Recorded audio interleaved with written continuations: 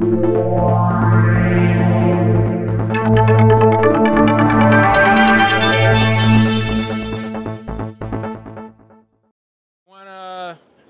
everyone to another installment of the Developer Experience Silicon Valley Meetup. I think this is our third or fourth installment, third.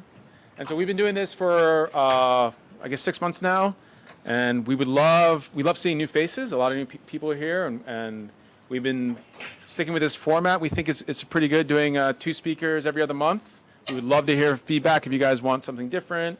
But Sangeeta, my colleague, and I are both working the space at Netflix around building developer experience, improving tooling, APIs, building PaaS systems, but really helping engineers deliver value to their companies. And so we want to build this community here in the Silicon Valley.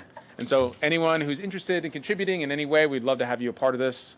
And so tonight we got 2 great speakers. I will let William here from PayPal introduce himself, but we also have a second speaker from Netflix, Brad, who's sitting somewhere.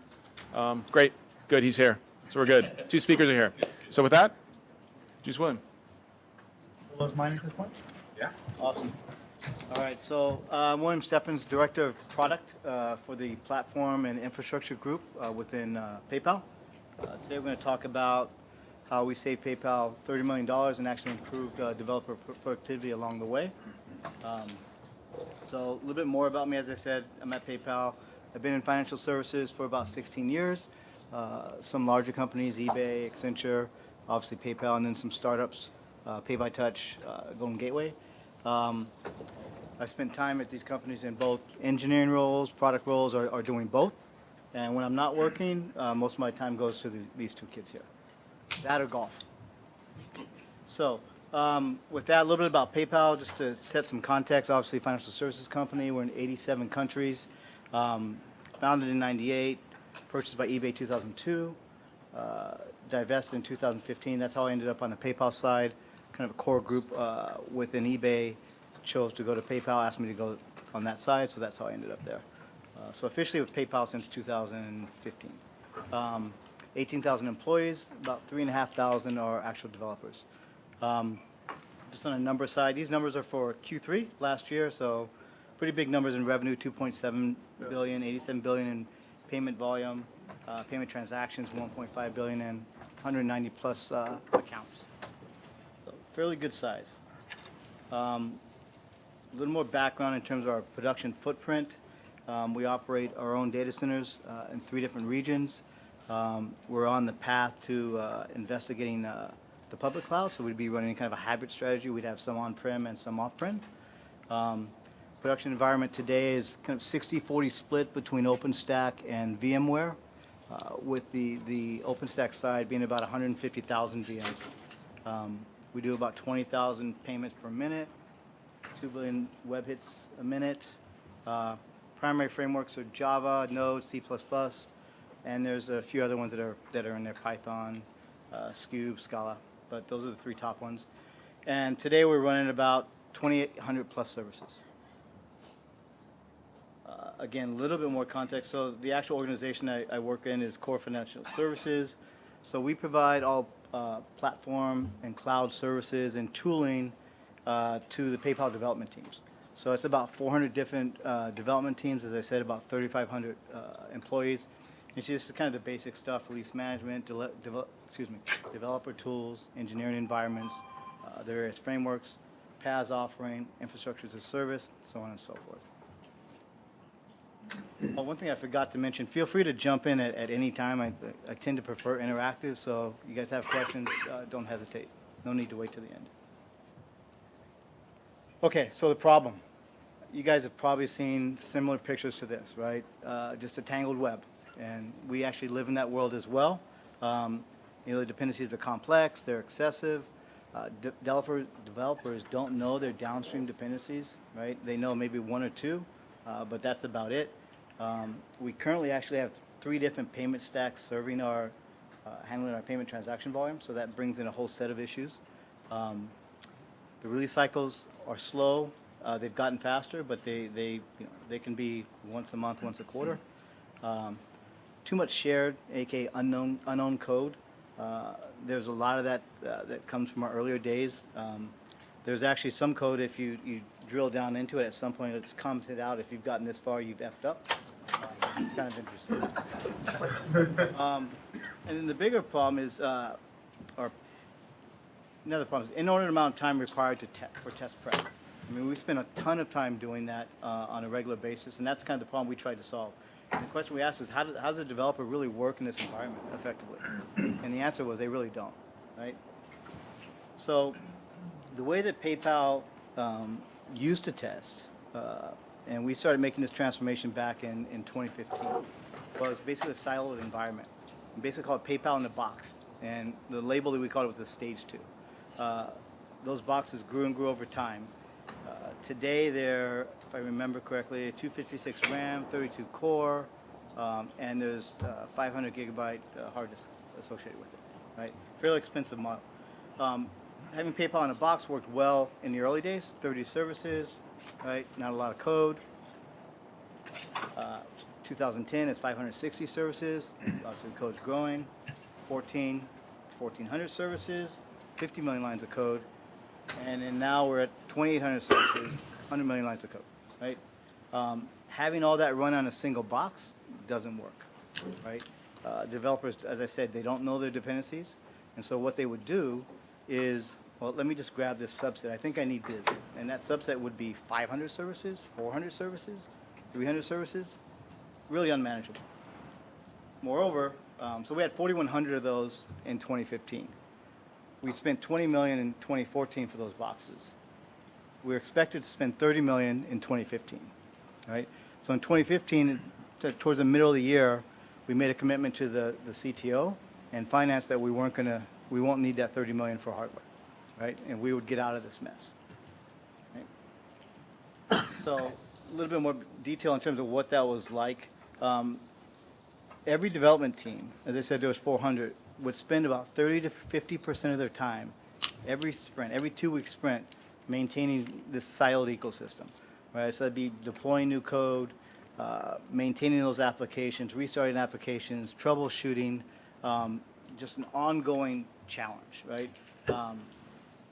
Test topology was different than production, and so what led to unhappy engineers, unproductive engineers, poor quality, time to market was slow. It just wasn't working. And if you try to do integration testing across n number of teams with all having siloed test environments and trying to hook those together, it was unfathomable. Right, so how do we solve it? So basically what we wanted to do was come up with a shared and integrated test environment, something we called managed stage. And what we want that to look like was basically production. It should mirror production. It shouldn't be on a single box. It should have pools. It should have clusters of machines running all the services. You should have the ability to scale each of those services based on the traffic, right? Instead of having one instance of each service, if it was a hot service, you'd have 100 VMs or 10 VMs, whatever that mix was, so that the ecosystem would perform the way that you wanted it to. We also want to have zero code drift between production, right? So as soon as new code got to production, we want to make sure that the test environment was updated with that code, right? And our goal was within 15 minutes. We want it to be easy to test. As if you go back to what I had said before, it was a 30 to 50% amount of your time every sprint, so 3 to 4 days, just to get that ecosystem ready so that you could do your testing, right? We want to be able to just point and click, right? And then we want it to be centrally managed, so all those development teams weren't spending the approximately 1,400 days every sprint to get those ready. So this is the architecture that we came up with. As I said, it's production-like. We're using a Mesos cluster. We're using Aurora for scheduling. We've got Mesos is doing our cluster management. We're using Zookeeper for bidirectional routing, which is basically keeping context between a developer's local development environment and the test environment. So each developer can have its own local dev environment where they can provision their application, 1 or 2 of their core dependencies, and then they can co-develop. And then from that local dev environment, they point to managed stage and can execute their test cases. Right? That makes sense? Sure. So in the if The developer's service that the developer depends on and is also part of the managed stage. How does So that's where the bidirectional routing would maintain that context. So if you had service B in your local dev pool, and you had service B obviously would be running in the managed stage environment. Once that call goes in the managed stage environment, it'll bounce around there. If one of the calls is for service B, it'll get kicked back out to your local dev environment. so your local environment Would handle that. waits? Yes, yes. We started with one environment. We've now extended that to three. So we have a live environment. We also have a release environment that handles N+1 code. And then we also have an environment dedicated for LNP. So what was required on the developer side to kind of make this happen?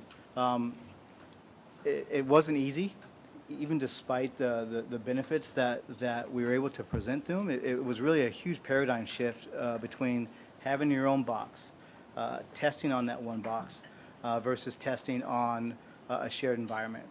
Required, modifying the test frameworks as well as the test cases, new patterns for test execution and how they triage. So instead of going to an application and its log to see what happened, you go to centralized logging and use centralized monitoring to monitor the applications. And education was a big issue in terms of utilizing those new tools. And then there was also a bigger shift in terms of moving away from the anti-patterns, right? A lot of times teams had hard-coded dependencies in their code, right? And obviously that doesn't necessarily work on a shared test environment. Or having configurations hard-coded into your application, again, that doesn't work in this type of environment.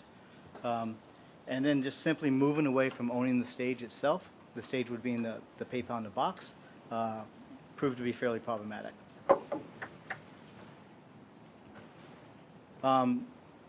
Through this course, like I said, we started in 2015, middle of 2015.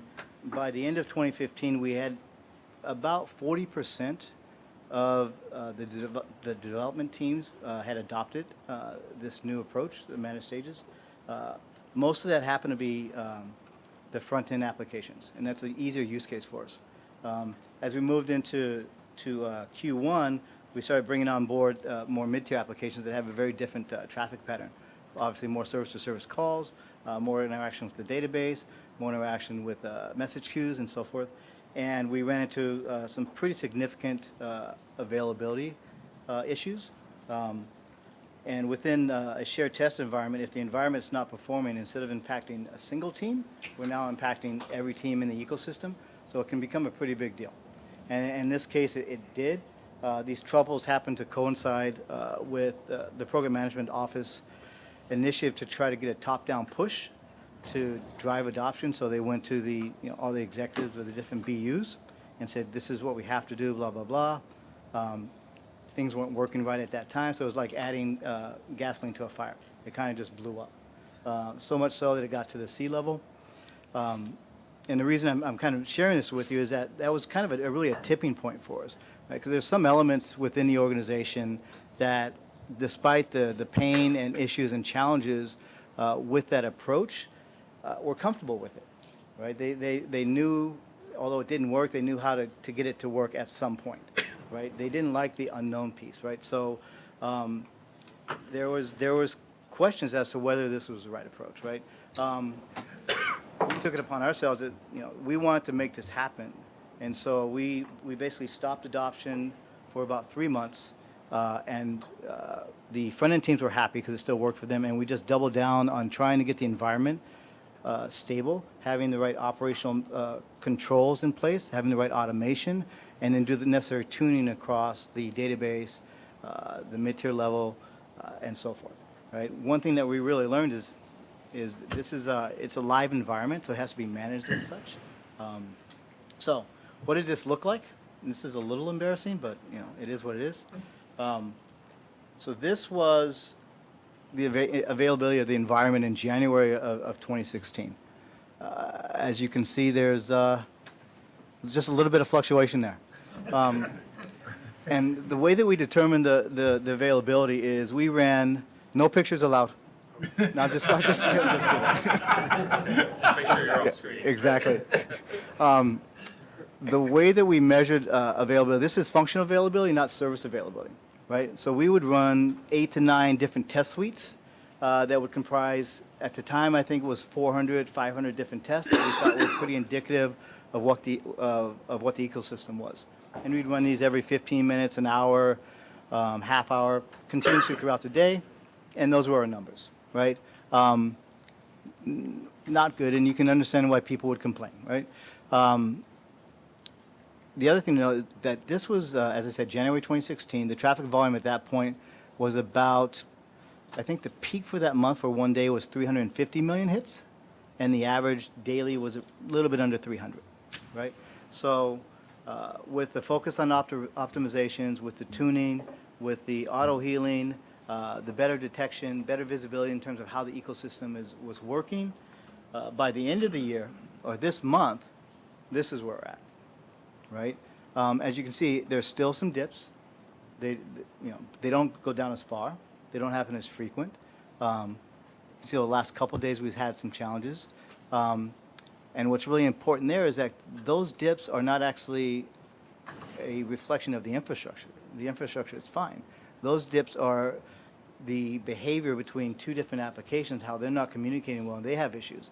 And so what we're finding out is the environment, the ecosystem can be a reflection of the discipline of the engineers and the hygiene of the engineers in terms of how they're writing their code and how they're talking to other applications. The other point I'll bring up here is the peak volume for this time is now 5.1 billion hits a day. And on average, we're getting around 4.5 billion hits a day in this ecosystem. And maybe you'll touch on this later, or you already covered this, I don't know. How do you manage what gets deployed to these environments? Do the service owners control it? Actually, that's a good point. I don't think. Oh, sure. So the question was, how do these services get deployed there? Do the service owners do it or not? I probably touched on it briefly, but it's a managed environment by us, centrally managed. So the managed stage team handles the ecosystem. So developers cannot SSH into boxes in this environment, nor can they deploy code. So we've automated the deployment process. So once a package goes to live, we take that package and then dump it into this ecosystem. So how often, what's the release cadence there? So our goal is under 15 minutes. So once a new release hits production, we want that reflected in this ecosystem in 15 minutes. And so we're doing deployments on a daily basis. I would say, guess it would be probably 100, 200 a day. So this then mirrors production for people who are all the way like at the end, like your app developers left. Yeah, so this is basically our live code. Right. Now, how do you solve for the case where they're working with some service owner to release? That's where each development team, they can have their own local dev environment. So they can have their primary application. They can co-develop with app foo, app B, app C, and they have that local ecosystem, right? And that could be N+1 code. And then they just simply point to this environment. Right? And that works out well for isolated teams that have light integration. We also have a separate environment called MS Release, which we have larger deployments of all the code that's going to be going to production, so the N+1 version. So there's an ecosystem that is based off 50, 60% production code, and the rest being the N+1. And then they can test against that, and that's where they do their integration testing. But in terms of flexibility, you have these N+1s stay, or whatever, the managed environments, which you manage the versions. Yep. And then if they want to override that, there's a separate environment that allows that we actually control what goes there as well, but that's the N+1 environment. But if I want some random build, then that's when I use my local. Yes, exactly. So if you're an app developer, do they use that as well, or are these service owners only? No, app developers as well. Yep. All right, thank you. Question in the back? Is it the same team managing these managed environments that's managing production?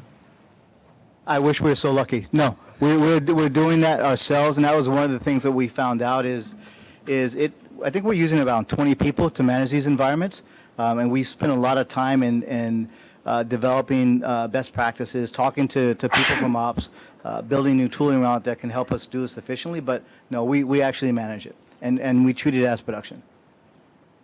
Yeah. Any other questions?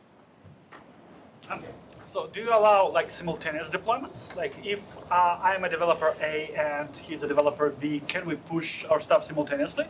And if something goes down or breaks, how do we investigate? Like, does it introduce an additional noise? That's actually a great question. So we've had, that's another mind shift change, right? So I'll expand on that a little bit. Sometimes people will push to production and their code's working fine in production, right? That same build gets pushed to this environment and for some reason will cause some problems, right? But it's running in live. And our approach is, we will do some triaging and troubleshooting. We pull the PD team in to help with that, and we'll roll back as necessary to maintain that ecosystem because, as I said before, everybody gets impacted.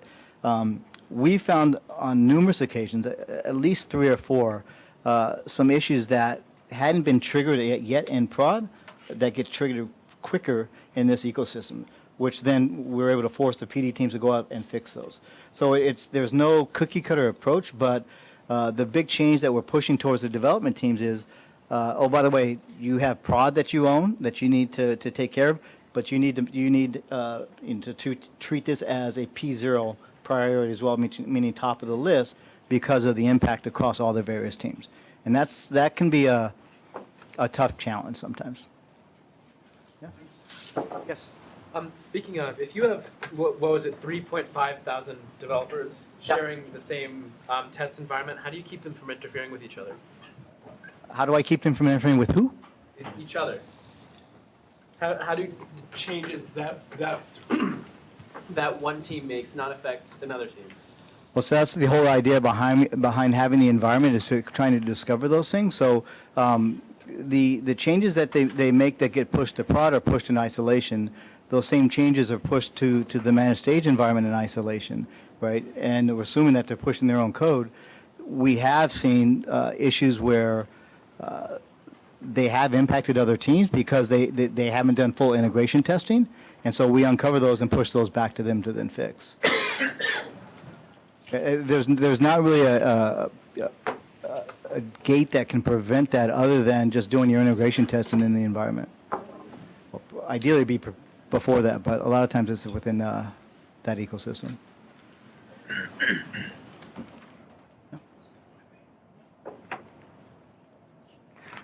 So what did we gain by making this transition? Obviously, the one of the benefits was the stage 2 hardware cost. The second was actually the developer productivity. So all that setup time, maintenance time, troubleshooting time has dropped down. It's not zero because there's still some issues that happen within the ecosystem, but most of that is gone, right?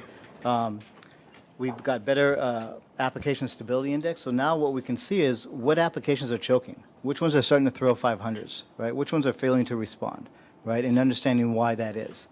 This is something that was actually invisible in the previous ecosystem. We've also seen more visibility into gaps in test execution in terms of what's missing and how much coverage is there. Also finding more insights into test quality. And then I think what we've done is we've created a path for actually improving engineering hygiene and quality coming out of those groups. Yes? How do you measure developer productivity?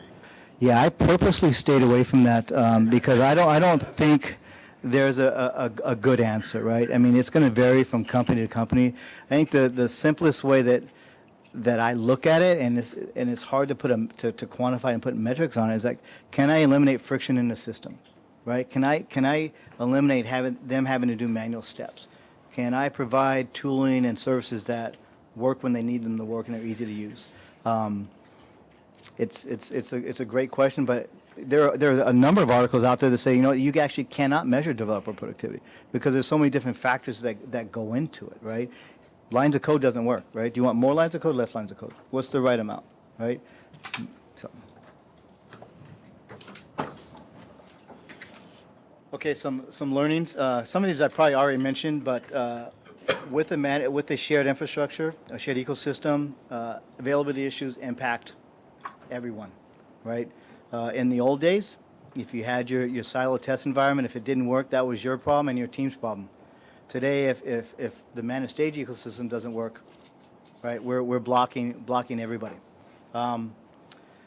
Foundational changes require significant cultural shifts. This is probably something that is apparent, but I think we learned quite a bit of how hard it is to really change the culture of how people test, how people work, how they do things. It's not an overnight battle, and I can tell you there was at least 2 or 3 times along the way that I thought we had won that battle and we made the shift, just to fall back to old habits and old practices and old expectations. Cultural inertia was and is a persistent challenge.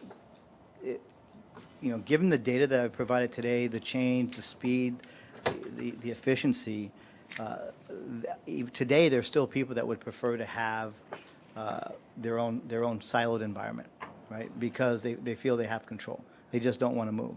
And one of the things we start to look at is like it's kind of an illusion of control, right? So they had the stage, they can deploy what they want, but they didn't know what to deploy. They could restart the system, but that's all they could do. They couldn't effectively troubleshoot, and they couldn't have an effective team to help them work through that. Like they didn't have the dependent teams to help them. So it was really just the idea that I have this, I know what I can do with it, I know what works, what doesn't work, but it still never really served the purpose. And the other thing, we had to be extremely tenacious and absolute in our focus of trying to get to the finish line. Today we're at about 91% adopted. By the end of the month we're at 95. And the last 5% is kind of a subsidiary that I don't really count. But we're just about there. But it took some work. I also mentioned this earlier, the test environment is a direct reflection of the engineering hygiene. When they're not doing things right, it's very apparent in our availability numbers, right? Because our system availability numbers are generally like 99.9. We also measure the response request, and I believe the 500s comes in at less than 0.5% for the ecosystem. So not bad for a test environment. Standardized automated operations are a must, right? Having manual fixes or eyes on screens doesn't work with the volume of this type of environment and scale. You've got to be able to automate, detect, and remediate in an automated fashion. And then education. That's something I think we underinvested in initially. It's one of those things where the message has to be delivered continually, right? Even today, 15 months in, it's not over. Yeah. What does self-healing mean for you in this context? So I've got a couple points later, but basically what we've done is I think we have about 1,200 probes that are looking for certain behaviors, right? And when it detects that behavior, it will remediate and notify or do both, right? So having the ability to have automated fixes in place to address problematic instances. Yeah. Yes? So for the, you mentioned that you have like something like the 400 tests that you use to kind of measure the availability and the state of this environment. How do you develop and maintain those given you're a centralized team? That's a great question, and actually we don't. There's another team that manages production, site reliability engineering group, and they've actually built this suite, as I understand it. And Mukundan, you can correct me if I'm wrong. They've built this suite, these various suites, and we're just leveraging those. And I think they've worked with the PD teams to actually get those suites. We've had discussions as to whether or not we want to own that. It's a pretty arduous task, right? Because we're not the application experts. As soon as we write that suite, it would probably be outdated, right? With the pace of code changes.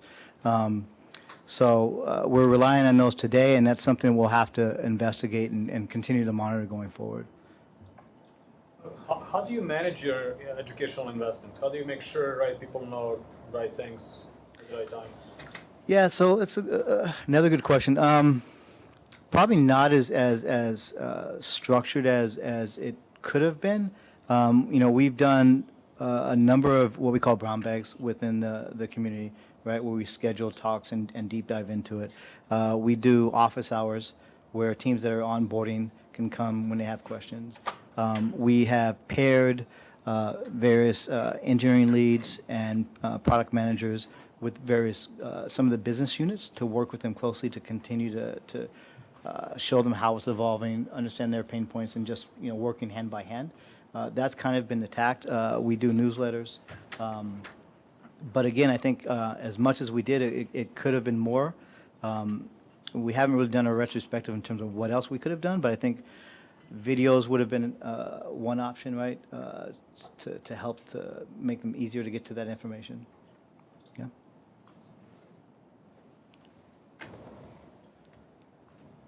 Okay. So out of all this, we've come up with some kind of core operating principles in terms of how we need to manage the ecosystem. Again, some of this will be repeated, but this is some of our biggest points that we've made. Irrational optimism, right? There's this whole belief, the customer's always right, take care of the customers. I'm actually not a fan of that saying. I like to, particularly when your customers are PD, you need to be able to push back and kind of set best practices and some structure for them. But in this case, with such a fundamental change, we went above and beyond to enable them to be successful, right? Because we didn't want them to turn away, and then trying to get them to come back is that much harder, right? So we did whatever was necessary to make it work. Drive transformation, that's pretty obvious. And then the other one, engineer solutions to fix the problem once and for all, so dry, right? Don't repeat yourself, right? So we've done a lot of analysis of our Slack channels, our helplines, and emails, and understanding where the biggest pain points are, understanding how to detect those, and then obviously building ways to remediate those, right? And that's how we started building out all these various probes that are in place today. Small incremental changes. The way we used to do deployments in the earlier days, a year ago, would be kind of full deploys, where we'd basically, the ecosystem was split into two sides, an A and a B, and we'd take out side A, we deploy to that side, we'd bring it back up, and then we'd take out side B, deploy all the applications to that side, and bring that back up, right? And that was a once a week process, and it would take 6 to 7 hours, right? It's slow. The production doesn't match the test environment, and it introduces a lot of change at once. That's problematic, right? And so over the course of the last 7 months, 8 months, we're down to doing individual roles. So a application pushes to live, we push that, as opposed to doing bulk. Just the management side, restore first, and then via rollback or wire off, as opposed to triaging for hours and hours and hours on top of each other trying to fix the issue. And it's just building operational excellence. As we look at operational excellence in terms of how we want to manage it, we really felt there was like 5 key things: monitoring and alerting, self-healing, empowering the customers to provide as much self-service as possible. And we've done a lot of that through Slack, creating all these various bots where typical answers or typical questions can be answered via Slack, where they don't have to interact with us. Continuous deployment, as I mentioned a couple different times, and standard operating procedures.